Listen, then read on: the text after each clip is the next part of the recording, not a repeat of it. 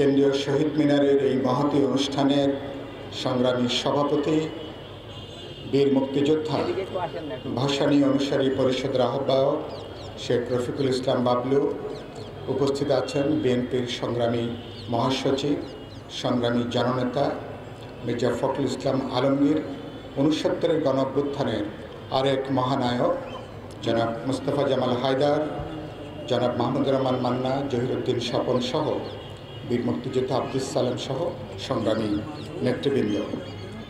মাওলানার আগামীকাল ১৭ নভেম্বর মাওলানার ৪৮তম মৃত্যুবার্ষিকী। টাঙ্গাইলের সন্তোষে কালকে আমরা অনেকেই যাবেন। মাওলানার প্রতি আমরা শ্রদ্ধা জানাব। আমরা মাওলানা আব্দুল হামিদ খান ভাসানী, এই বাংলাদেশ নামক যে রাষ্ট্র, আর মাওলানা ভাসানী তিনি এক সত্তার মানুষ। বাংলাদেশ এবং মজলুম জননেতা, তিনি এক প্রাণ, এক সত্তা। বাংলাদেশের গত বলতে পারেন ৭৫ থেকে ৮০ বছরের যে রাজনৈতিক ইতিহাস, ব্রিটিশ পাকিস্তানের ২৩ বছর, পরবর্তীতে ৭৬ সালে মাওলানার মৃত্যু পর্যন্ত প্রতিটা রাজনৈতিক ঘটনায় যিনি সামনে দাঁড়িয়ে যিনি এই জনপদের মানুষকে নেতৃত্ব দিয়েছেন। আমাদের লিখিত ইতিহাসের মধ্যে যদি পেছনে তাকান, যিনি আজীবন একজন দ্রোহী নেতা, মাওলানা হচ্ছেন নেতাদের নেতা, লিডার অব দ্য লিডার্স।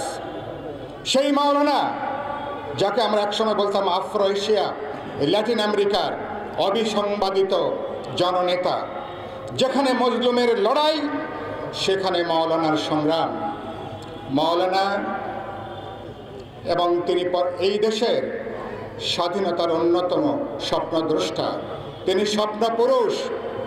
মাওলানার দীর্ঘ রাজনৈতিক জীবন, কিন্তু পরবর্তীতে বিশেষ করে ৬৯-এর গণঅভ্যুত্থান, মহান মুক্তিযুদ্ধের পর মাওলানা পরিষ্কার করে বুঝতে পেরেছিলেন, বাংলাদেশকে যদি একটা স্বাধীন সার্বভৌম জাতিরাষ্ট্র হিসাবে বাংলাদেশকে যদি মাজা সিধা করে দাঁড়াতে হয়, তাহলে বাংলাদেশকে ভারতীয় আধিপত্যবাদের বিরোধিতা করতে হবে।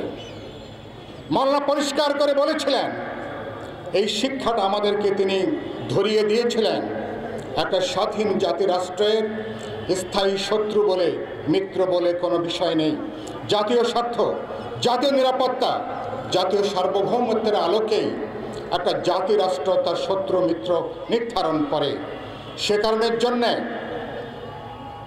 ৭২-এর পরে ভারতে যখন ফারাক্কার পানি যখন আটকিয়ে দিল, তারা যখন পানি প্রত্যাহারের পায়তারা করছে, মাওলানা গর্জে উঠেছিলেন এবং তৎকালীন সরকারের ভারতমুখী কিছু কিছু অনুগত নীতি দেখে মাওলানা পরিষ্কার করে হুঙ্কার দিয়েছিলেন, আমরা পিন্ডির গোলামির জিঞ্জির ভেঙেছি, আবার দিল্লির গোলামির জিঞ্জির গলার মধ্যে পড়ার জন্যে নয়। ঠিক মাওলানা এই কথা তিনি গর্জে উঠেছিলেন।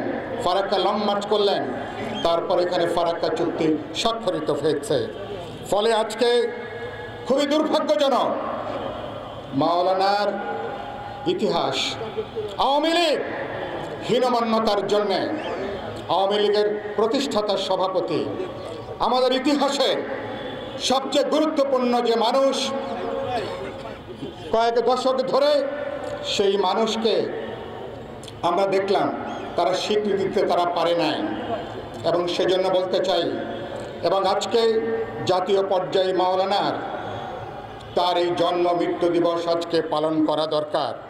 এবং আওয়ামী লীগে পর্যন্ত শুধুমাত্র কেউ ছোট হয়ে যাবেন কিনা, শেখ মুজিবুর রহমানকে তারে বড় করতে যে তিনি মজলুম যেন মাওলানা আব্দুল হামিদ খান ভাসানী থেকে শুরু করে সকল মানুষকে তারা ছোট করে দিয়েছেন, সবাইকে ইতিহাস থেকে তারা বাদ করে দিয়েছেন। ঠিক সবাইকে ইতিহাস থেকে মুছে ফেলতে যে দুর্ভাগ্যজনকভাবে তারাই এখন ইতিহাস থেকে তারা এখন মুছে গেছেন।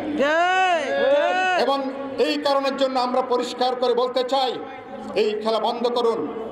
মজলুম জনতার ইতিহাস নতুনভাবে আজকে নির্মাণ করবে। আজকে গণঅভ্যুত্থানের পরে যে পরিস্থিতি, 100 দিন আজকে সরকার পার করছে, একটা বাক্য বলে